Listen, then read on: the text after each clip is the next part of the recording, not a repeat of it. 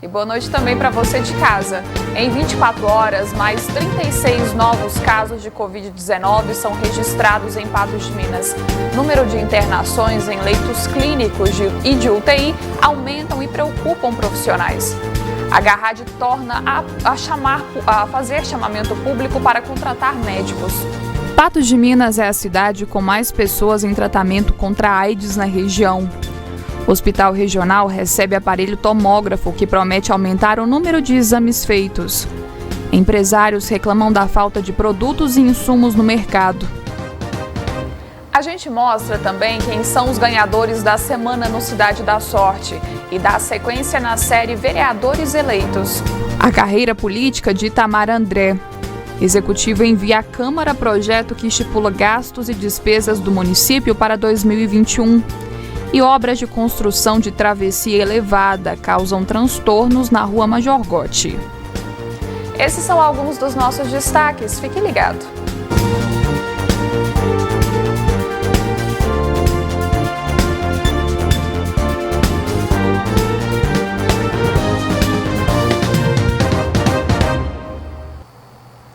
Em Patos de Minas, houve um aumento no número de internações em UTI nos últimos 15 dias, de 25% para 77%, um cenário que merece atenção. Na UPA, muitos buscam pelo teste da Covid-19, porém, não há quantidade suficiente para todos. Segundo a unidade de pronto atendimento, só nesta segunda-feira, cerca de 200 pessoas procuraram a unidade com os sintomas da doença. De 2 semanas para cá, a média de atendimento que estava em torno de 50, 60 pessoas dia, está passando de 150 e chegando até a 200 pacientes todos os dias. Isso nos preocupa muito, porque por enquanto são pacientes jovens. A faixa etária é de 20 a 30, 40 anos. No entanto, para essas pessoas contaminarem os idosos de novo e causarem um aumento do número de internações e mortalidade, é uma questão de tempo. O aumento no atendimento é fácil de entender nessa tabela que foi elaborada pela UPA. No mês de julho, 2.502 pessoas procuraram a UPA da cidade, relatando algum sintoma parecido com a Covid-19. Em agosto, a procura foi menor, uma baixa de 1.878 casos suspeitos. Em setembro, a procura voltou a subir, desta vez para 2.480 casos suspeitos. Em outubro, 1.878 notificações. Em novembro, a procura mais alta, 3.100 pessoas com sintomas da Covid, um aumento de 24% de julho até agora. Outra realidade bastante preocupante é que faltam testes suficientes para atender a população. Por dia, são oferecidos apenas 30 testes. Pela Secretaria Estadual de Saúde e Ministério da Saúde, o teste padrão ouro que deve ser realizado é o RT-PCR, que é o teste colhido através do suave, daquele cotonete nasal. Esse é o teste que deve ser realizado. Nós conseguimos realizar hoje, através das nossas pactuações, 30 exames de RT-PCR por dia. No entanto, a conta não fecha, né? A gente tem aí quase 150, 200 pacientes todos os dias e conseguimos testar 30. Esses 30 pacientes, nós temos critérios bem definidos de testagem. Então, são pacientes do grupo de risco, pacientes que têm alguma possibilidade de desfecho pior ou que necessitam de ficar internados, tá? O teste rápido tem cerca de 1 mês que ele está indisponível. O teste rápido ele nem faz parte mais do protocolo de testagem da Secretaria Estadual de Saúde. A gente continua utilizando porque ele ajuda muito a gente no manejo dos pacientes, principalmente aqueles que necessitam de internação, justamente porque o resultado dele fica pronto dentro de 20 minutos. Na segunda quinzena de novembro, a ocupação total do hospital de campanha, incluindo os leitos clínicos e de UTI, teve baixa. Caiu de 70% para 40%. Mas isso ainda não significa que está tudo bem, não. Isso porque houve um aumento que saltou de 25% para 77% nas ocupações de leitos de UTI. Nós estamos vivendo um segundo momento de acréscimo dessa necessidade de internação. A gente ainda não fala em segunda onda, né? Os epidemiologistas eles aguardam aí uma projeção para uma segunda onda mais para o final de janeiro, mas a gente ainda fala numa remanescência que seria um recrudescimento dessa primeira onda, porque nós ainda não atingimos um patamar de queda, né? Nós viemos caindo a partir de outubro primeira quinzena, segunda quinzena, primeira quinzena de novembro, e aí na segunda quinzena a gente já vem uma taxa de aumento geral de internação de pelo menos 40%. Quando a gente fala de unidade de terapia intensiva, esses números são maiores, ou seja, o paciente que está sendo internado hoje é um paciente mais grave do que os pacientes que internaram anteriormente. De agosto a novembro, pessoas com idades de 22 a 35 anos lideraram o ranking de pacientes que mais procuraram a UPA de Patos de Minas com sintomas da Covid. Em agosto, eram apenas 357 notificações de mulheres e 365 de homens. Os homens eram os que mais procuraram a unidade. Porém, em setembro, a maioria das notificações foi de mulheres. Foram 507 contra 449 de homens.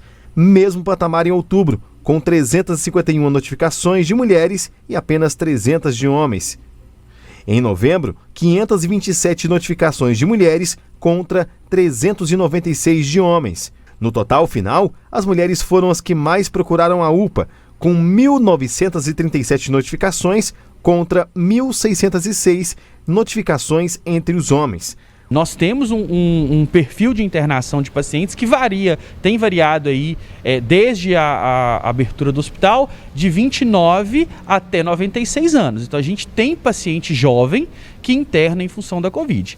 A diferença é que os pacientes que geralmente eles demandam leito de UTI são pacientes mais idosos. Hoje, nosso maior problema, nosso alvo é o público jovem mesmo, de 20 até 40 anos. É quem a gente sabe que está em aglomerado, que não tem cuidado.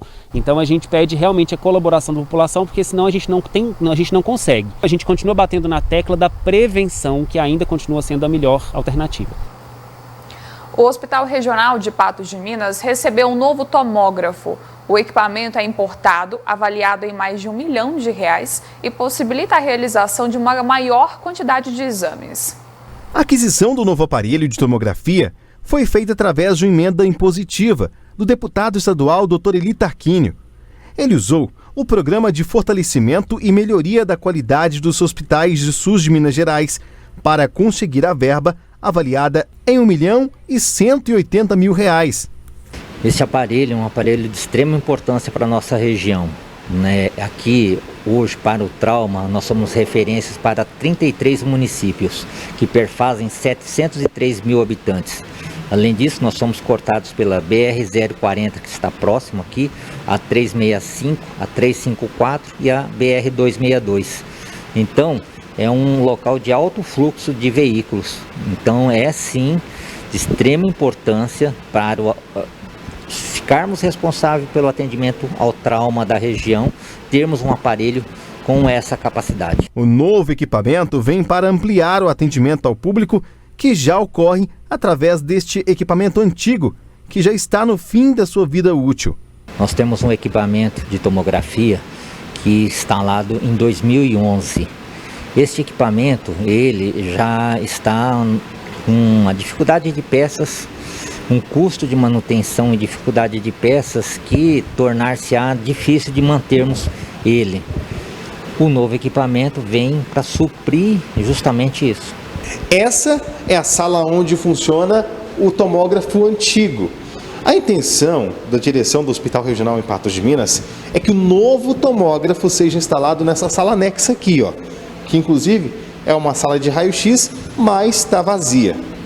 Para isso, deve ser feita uma licitação para que a empresa possa vir e instalar o equipamento. A previsão é que sejam gastos ainda R$300 mil para a instalação do novo tomógrafo. Esse equipamento, sim, demandamos ainda a instalação, cuja licitação já está em andamento.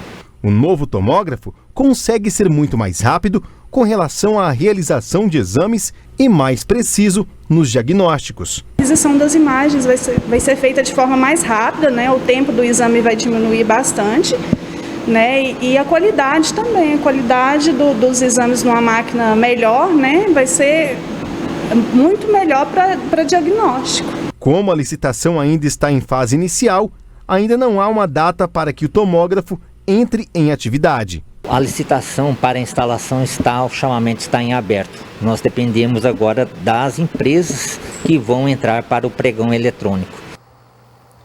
Depois do intervalo, a gente dá sequência na série Vereadores Eleitos. E Patos de Minas é a cidade com mais pessoas em tratamento contra a AIDS na região.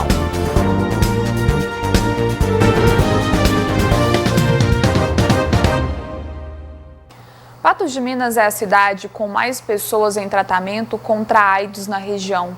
Os números são do Programa Municipal de AIDS e Hepatites Virais. As maiores vítimas da doença no município são jovens. Em Patos de Minas, são 79 casos de AIDS e 54 transferências de moradores de fora do município quanto à doença. Os dados correspondem do dia 1º de janeiro ao 1º dia de dezembro deste ano e são do Programa Municipal de AIDS e Hepatites Virais de Patos de Minas. A quantidade geral dos nossos números é total 822 casos registrados em tratamento. Eu acredito que seja assim, um número preocupante, porque devido à pandemia, muitas pessoas deixaram de se testar, de procurar os postos de saúde para fazer o teste rápido, ou até mesmo procurar a saúde que não fosse algo mais urgente. Nos outros anos, uma época dessa, daria 94, 97, fecharia o ano aí com 100, 101 casos. Isso veio aumentando até o ano passado, se não me engano, 101.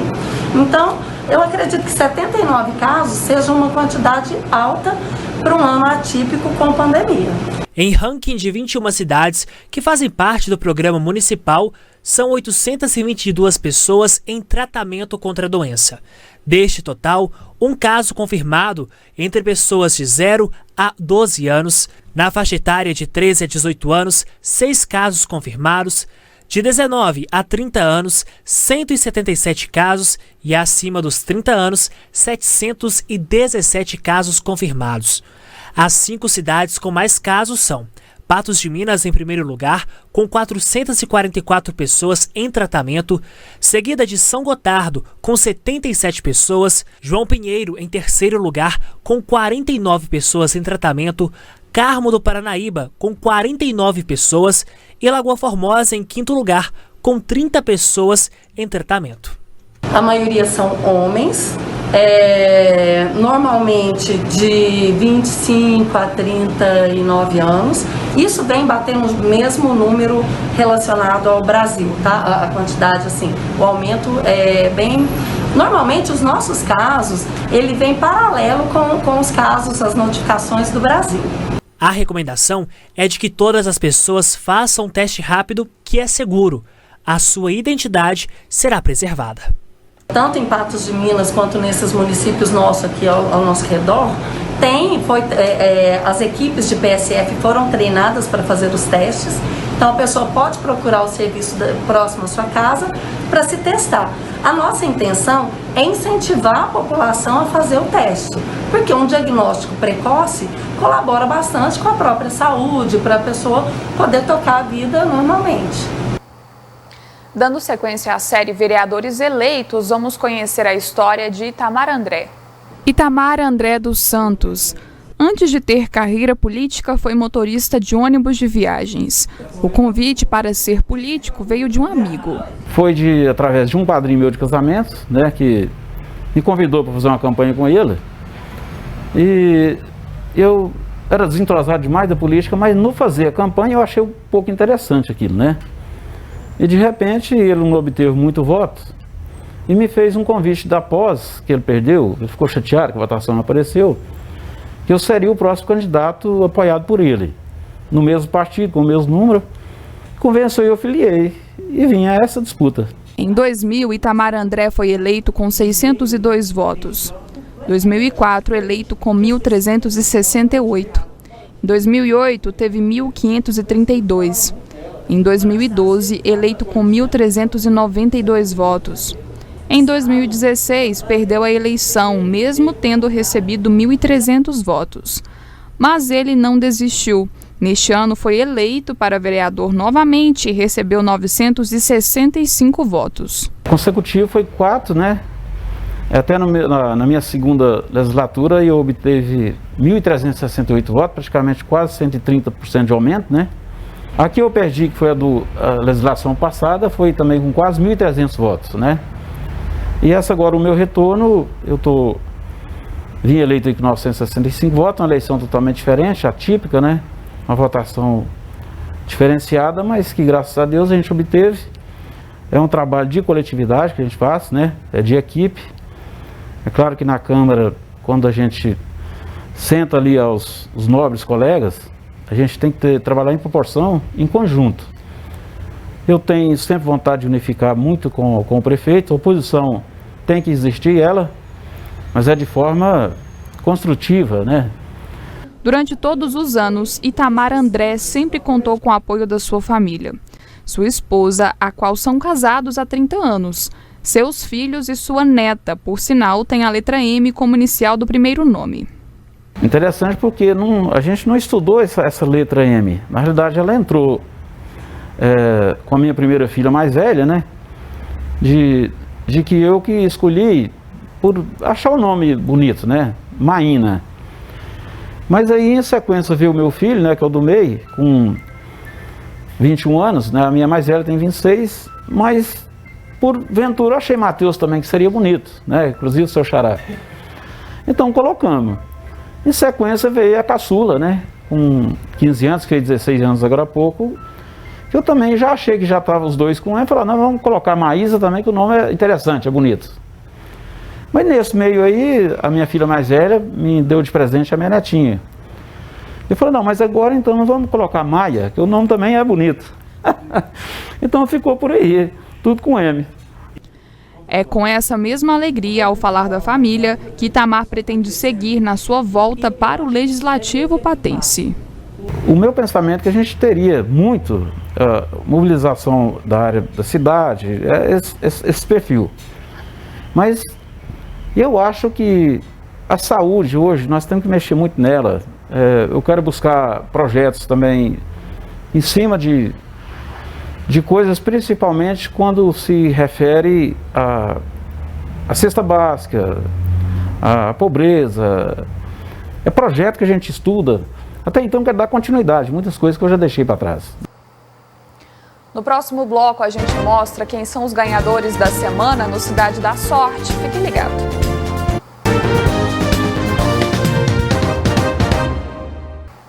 Agora nós vamos conhecer os ganhadores do último programa Cidade da Sorte. Teve gente que levou para casa um caminhão de prêmios. E o Cidade da Sorte continua fazendo ganhadores por Patos de Minas e por toda a nossa região. No último domingo, dia 29, muitos sortudos. Eu compro mais mesmo para poder fazer, sabe, essa contribuição, porque eu acho muito importante, né, ajudar quem mais precisa. E estamos aí, né? Ganhamos. Pela terceira vez que eu compro, já ganhei, já comprei outro. E vamos comprar, gente. Confia que a sorte vem. Eu não estava assistindo na hora. Aí eu liguei o celular e vi que eu tinha sido premiada. Eu quero primeiramente sempre agradecer a Deus por eu dar os prêmios quase que toda semana, porque quem dá o prêmio é Deus. E dizer que temos 3 coisas na vida que não pode passar, que é as palavras, o tempo e a oportunidade. Se você tem que fazer, é agora. Se você tem que acreditar no tempo, agora de novo. E as palavras, muito obrigada, e as oportunidades, compre do Cidade da Sorte. E no terceiro prêmio, um smartphone. Olha o nome dos ganhadores. O Jonathan Alves de Lima, do bairro Paulistano, que adquiriu o bilhete da sorte da Terezinha Gonçalves, e o João José Rabelo, lá do bairro Panorâmico, que adquiriu o bilhete da sorte no Bar do Severino. E no quarto prêmio, um caminhão de prêmios. Eu estava em casa, aí a minha cunhada me ligou, falando que eu tinha ganhado. Ligou para minha esposa, que eu tinha ganhado. E a gente ficou alegre demais, né? Que é a primeira vez, eu sempre comprei a carteira, mas foi a primeira vez. Porque a gente tem que ajudar a Casa da Acolhida, né? Tem que ajudar, porque tem muita criança que está precisando. E que acredite, sim, que acredite que a sua hora chega. E ainda teve 10 giros da sorte. Olha só quem ganhou. O Geraldo Barbosa da Silva, do bairro Santa Luzia, que adquiriu o bilhete da sorte com a Roseli. O Mauri da Costa Oliveira, do bairro Morada do Sol, que comprou o bilhete da sorte lá no Bar do João. O Francisco Pereira de Almeida, do bairro Nossa Senhora das Graças, que adquiriu o bilhete da sorte com a Clécia Ferreira. A Filomena Rodrigues Galvão, do bairro Centro, lá de Lagoa Grande, ganhou porque adquiriu o bilhete com Antônio Jari de Vasconcelos. Vilmari Coraci, do bairro Várzea, que adquiriu o bilhete da sorte com a Coraci. Celi Santos Queiroz, do bairro Abner Afonso, que adquiriu na Doces Delícias. O Lúcio de Oliveira, do bairro Barreiro, que comprou da dona Nilza. O Nelson José Caetano, da fazenda Mata dos Fernandes, que adquiriu o bilhete da sorte com Paulo Oliveira. O Pedro Fernandes Costa, do bairro Santa Terezinha, que adquiriu o bilhete com a Maria José. E o Antônio Gomes Nogueira da Silva, do bairro Alto Colina, que adquiriu o bilhete da sorte do João Batista. A Casa da Acolhida é uma entidade que abriga crianças de 0 a 12 anos em situação de risco social e graças à sua contribuição, adquirindo o título de Cidade da Sorte, é que vocês ajudam a gente a manter a casa. A casa hoje está com 18 crianças abrigadas e graças à sua colaboração, graças à sua contribuição em poder acreditar em nosso projeto, é que a gente tem condições de dar àquelas crianças cada dia uma vida melhor, uma vida mais digna. E no próximo domingo, por R$5, você concorre no primeiro prêmio a uma Smart TV. No segundo prêmio, um cooktop mais um micro-ondas. No terceiro prêmio, um smartphone. E no quarto prêmio, uma Honda Pop mais uma bicicleta. E ainda tem 10 giros da sorte, que serão sorteadas churrasqueiras elétricas. Você de casa não pode perder. Domingo, às 11 horas da manhã, ao vivo pelo Facebook, @Cidade da Sorte, pelo YouTube, também Cidade da Sorte, e pela nossa FM 105,9. Nós esperamos por você. Fique ligado que depois do intervalo tem o quadro Análise da Notícia.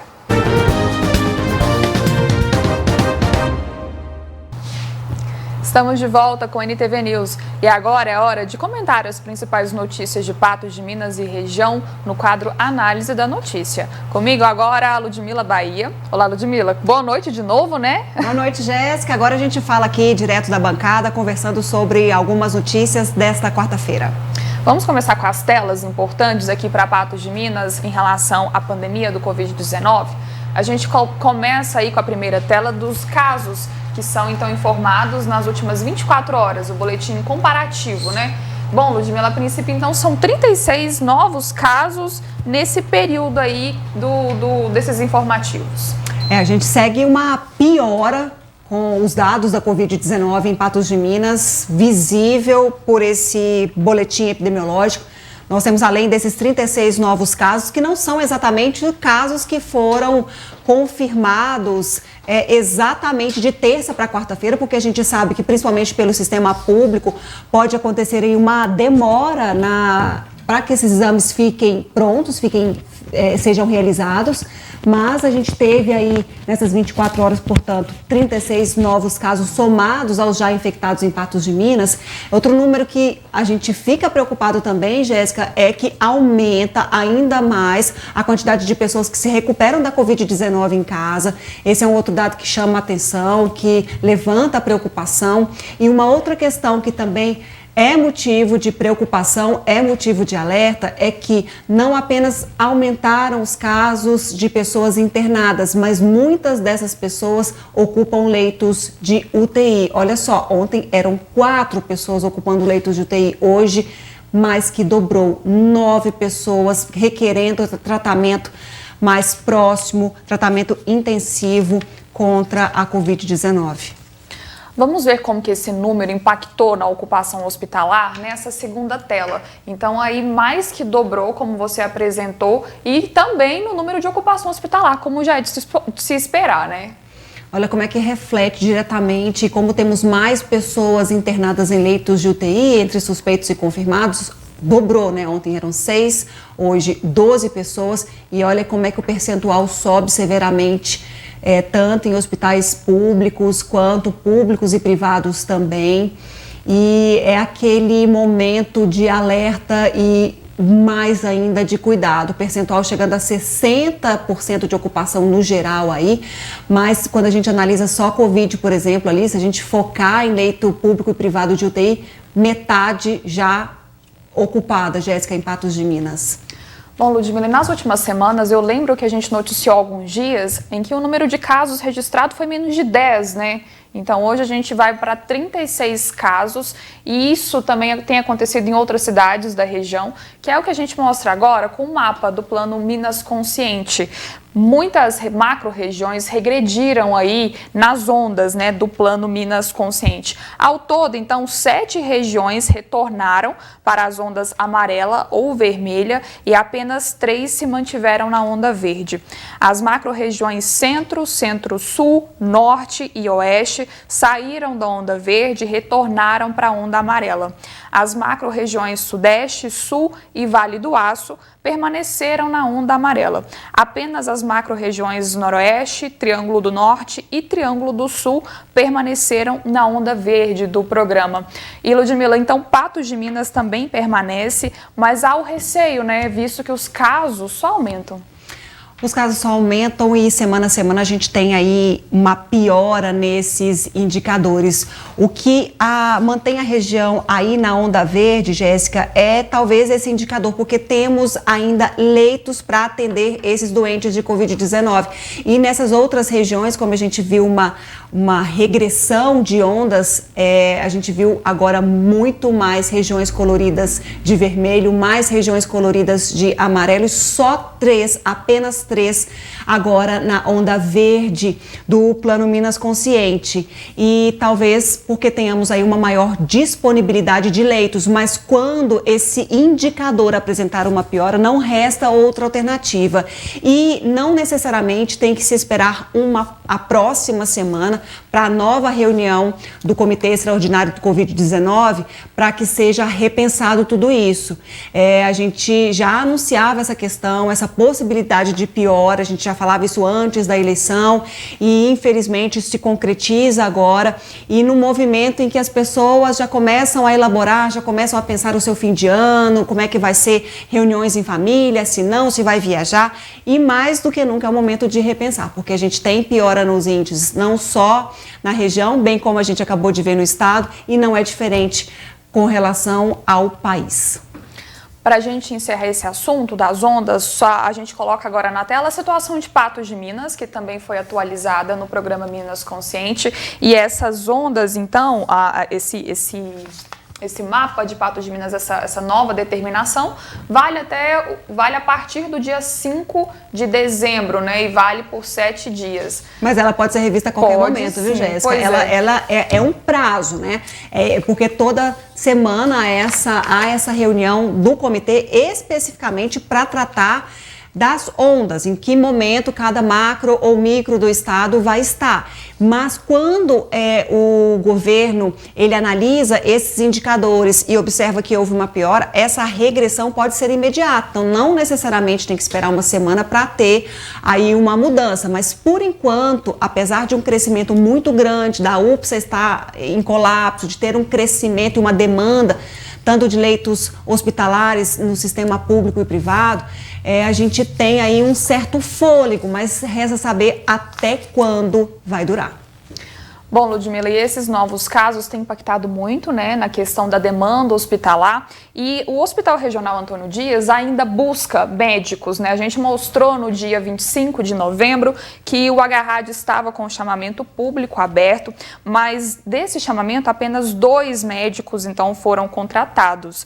Agora foi aberto um novo edital aí e agora são 10 vagas ofertadas e isso é muito importante porque esses médicos vão atuar, né, junto aos pacientes com sintomas de Covid-19 no Hospital Regional Antônio Dias. Então, o que se percebe é que há uma dificuldade aí para conseguir encontrar esses médicos, para que esses médicos se candidatem, tenham interesse por essas vagas. Sempre teve essa dificuldade. A gente viu quantos chamamentos emergenciais foram necessários para poder cumprir e ocupar as vagas do hospital de campanha. No Hospital Regional Antônio Dias não foi diferente, foram vários chamamentos e agora reforçando esse. O que chama a atenção, Jéssica, é que há poucas semanas a conversa era completamente, o Estado pretendia fechar as vagas disponibilizadas para tratar as pessoas com Covid-19 no Agarrad. O governo de longe esperava esse aumento importante de casos também na região do Alto Paranaíba e Noroeste, com uma demanda muito crescente por leitos também no Agarrad. Então, essa questão a gente já falou várias vezes. Às vezes o governo deu vários passos e teve que voltar outros tantos porque tomou uma medida precipitada, mas antes que fosse concretizado tudo isso, já teve o entendimento que essas vagas seriam mantidas e agora a gente reforça e de novo vê que se há essa preocupação para a contratação de mais médicos é porque o cenário daqui para frente que o próprio Estado vislumbra não é um cenário tão positivo quanto nós esperávamos. Bom, esse chamamento fica aberto até o dia 7 de dezembro e a gente vai acompanhando para ver se agora sim essas vagas serão preenchidas e qual vai ser o cenário, né, que vai se desenhar nos próximos dias. Vamos para o intervalo, daqui a pouquinho a gente volta com mais informação.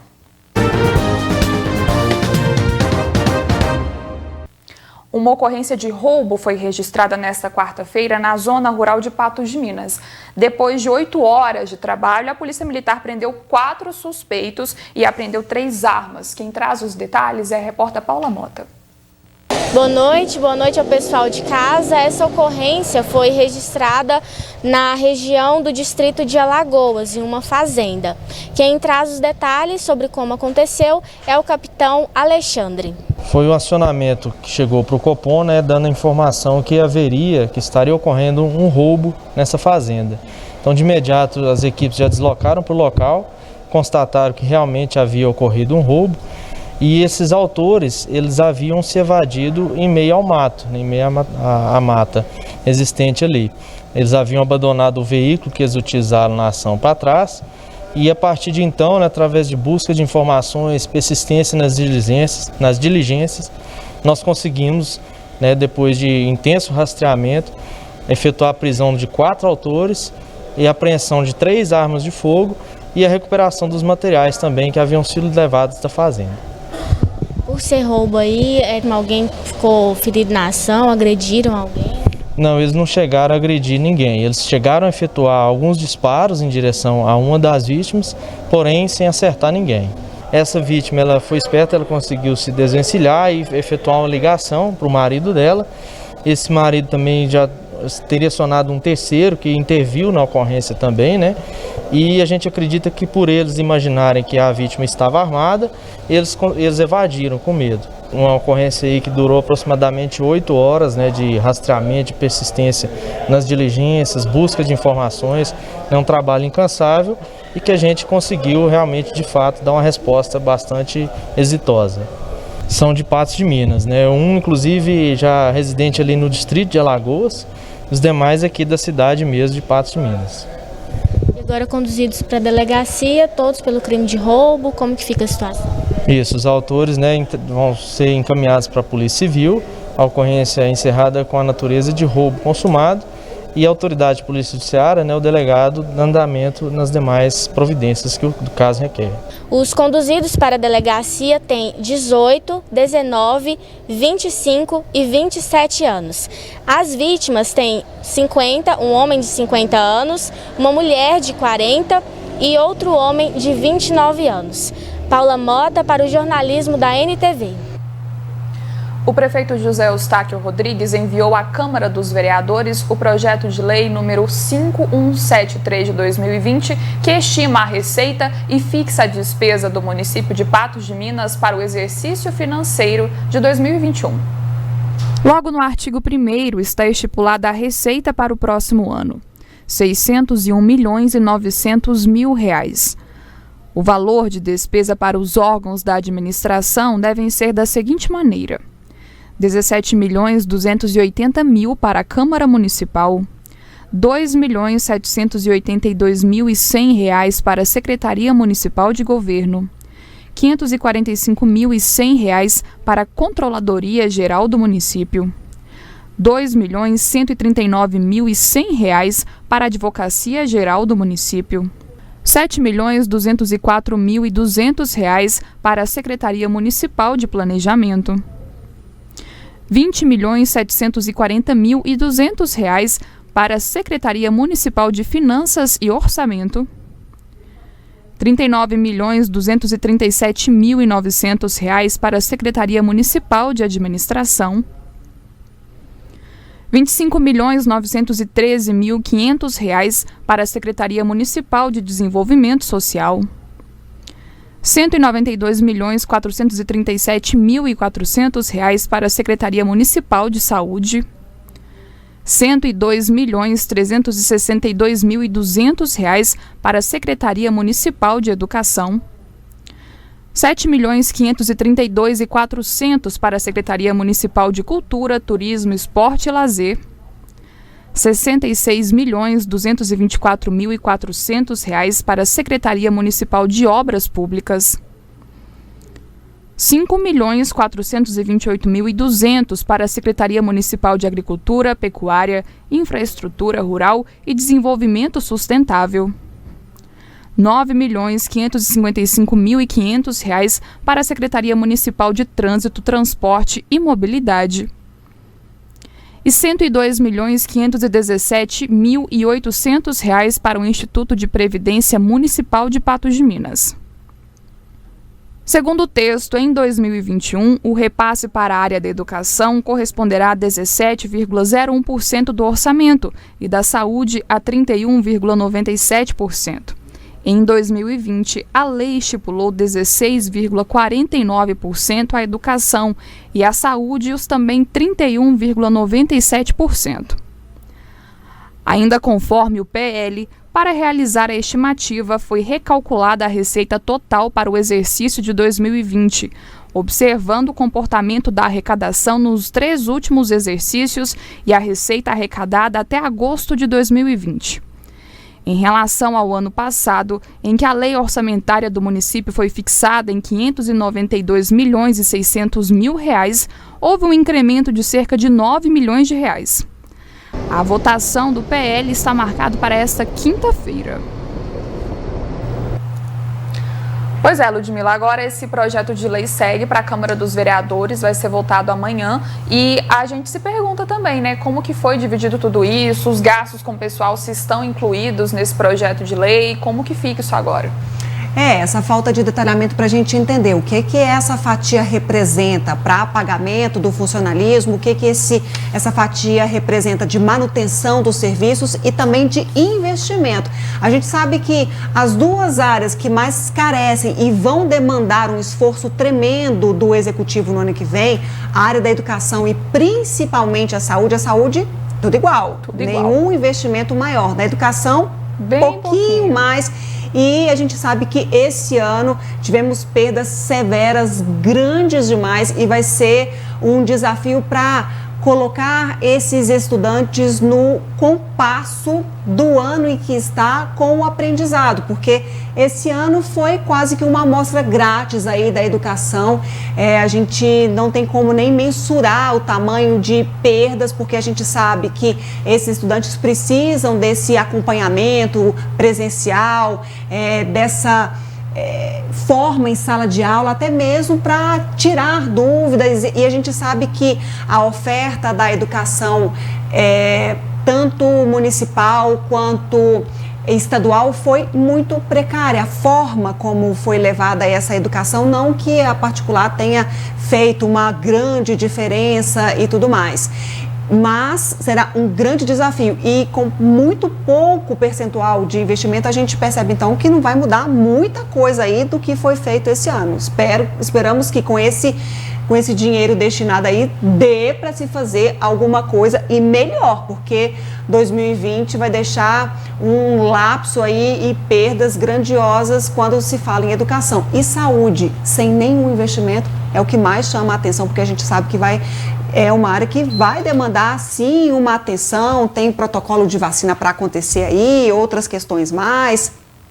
Como vai ficar, né? Não sabemos. Vamos ver o entendimento sobre essas questões também com os vereadores. Bom, e agora a gente fala sobre obras. A Prefeitura de Patos de Minas realiza uma obra de travessia elevada na Rua Major Gotti. O problema é a conclusão e o pessoal tem reclamado. O jornalismo da NTV entrou em contato com a Prefeitura no dia 19 de novembro, que informou que a obra de travessia elevada para pedestres e de canteiro central seria concluída até 30 de novembro. A Prefeitura disse também que a empresa responsável pelo serviço já foi orientada a retirar com frequência os entulhos decorrentes da quebra de asfalto para a construção de sarjetas. A resposta era para esta obra na Rua Major Gotti. Eu, na verdade, estou pedindo socorro, porque nós estamos com essa obra aqui na Major Gotti, nós já vemos acompanhando o recapamento de Patos de Minas, entendeu? Agora eles chegaram na porta da minha empresa e eles já estão com mais de 30 dias executando uma metragem aqui que acho que não dá nem 30 metros quadrados.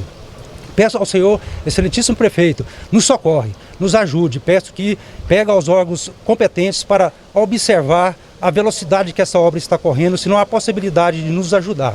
Dezembro começou e o problema só mudou de lado da via.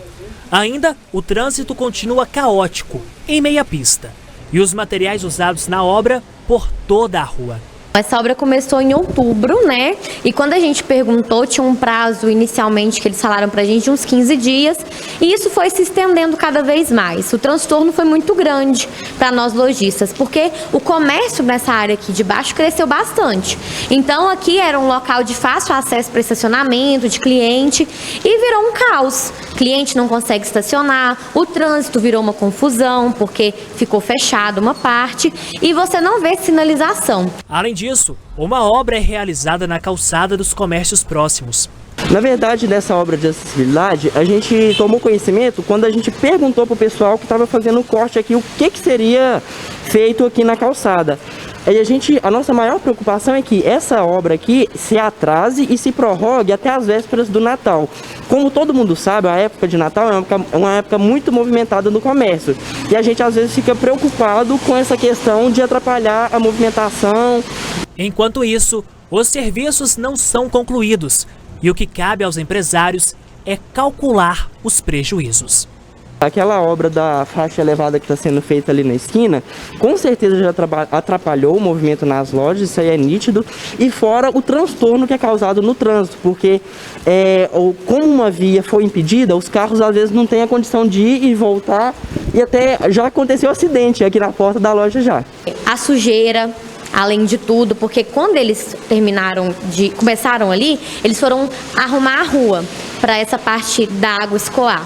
E nisso ficou entulho aqui por mais de 15 dias.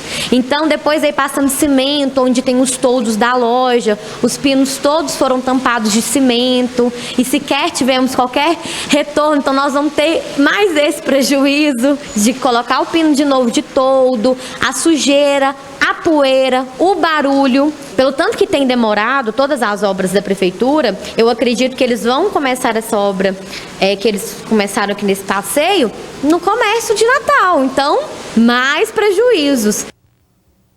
Pois é, Ludmila, essa reclamação faz todo sentido, né? O pessoal que está à volta está vendo o que está acontecendo, todos esses transtornos, e a gente tem uma resposta aqui que foi solicitada, né, pelo setor. Inicialmente, a obra completa na Rua Major Gotti estava prevista para ser concluída no último dia 30 de novembro. Contudo, o prazo de execução do contrato foi prorrogado até 31 de dezembro deste ano. Ainda segundo a nota, vale lembrar que em nenhum momento a CEMOP afirmou ou prometeu que a obra seria concluída no fim de novembro. A data sempre foi colocada como previsão de término. Bom, Jéssica, é aquela questão, se você coloca uma data, ela vai chegar. Foi prometida, foi informada ao jornalismo da NTV por diversas vezes. A última informação, dia 19 de novembro, quando nós fizemos essa matéria com mais comerciantes ali no entorno, mais pessoas que utilizam a via, reclamando dessa situação, dessa obra interminável que causa transtornos não só para esses comerciantes, mas também para quem precisa utilizar aquela via como meio ali de escoamento do transporte, acaba migrando para outras vias, o que acarreta aí um trânsito mais confuso. E foi nos falado nessa data, em 19 de novembro, que o prazo final para término da obra como um todo é 30 de novembro. Essa resposta foi prestada aí pela Secretaria de Obras por meio aqui da assessoria de imprensa. Então a gente tem essa data final elaborada, tem essa data final aí que foi reforçada pelo pedido do jornalismo da NTV e não foi cumprida. Não é a primeira obra que a prefeitura estipula um prazo, não consegue cumprir e as pessoas criam a expectativa, se planejam em torno dessa data e ela não acontece. Hoje, dia 2 de dezembro, a gente viu a confusão que está, não tem uma nova data, sabemos apenas que pode ocorrer, então, até o final de dezembro, já que esse contrato foi prorrogado. Então, para os comerciantes que temem, né, essas obras ainda aconteçam durante o mês de dezembro, durante o período de vendas, isso pode muito bem acontecer, né? E aquela questão, se tem uma obra na porta, fica mais difícil de passarem pedestres, de passarem motoristas, até para verem ali as vitrines, até mesmo para chegar em um determinado estabelecimento. A gente sabe que obras são sim necessárias, mas é aquela questão que a gente sempre fala, é preciso de um planejamento, até para que essas pessoas possam se precaver e criarem aí um plano de ação diante a tudo isso. Quando não tem ou é apresentado e mal apresentado de novo, as pessoas ficam sim indignadas, ficam sim bravas e aí não é para menos. Bom, por hoje a gente encerra aqui, né?